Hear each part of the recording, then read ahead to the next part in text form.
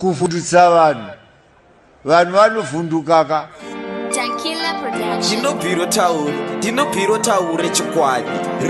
iwe itabvanchoka ngevakomana vekwanzviti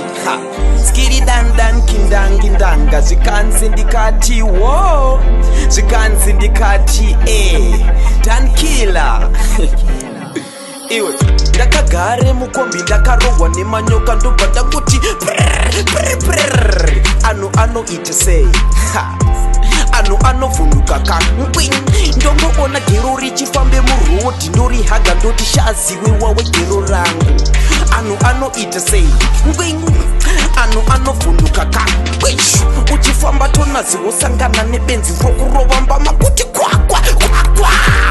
anu anoita sei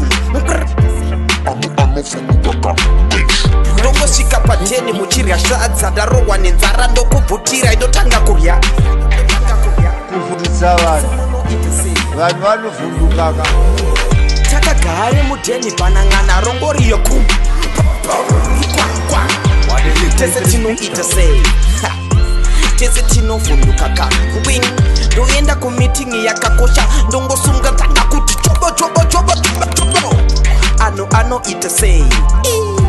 anu anovhundukaka vaya vanokomenda vachiti ndiri kupenga ndovasvikira mudheni 11 ndichirova kwati anu anoita sei anu anovhundukaka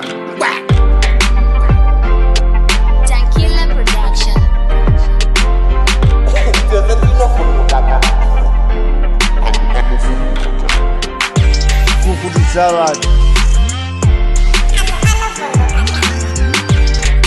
vanovhundukaka.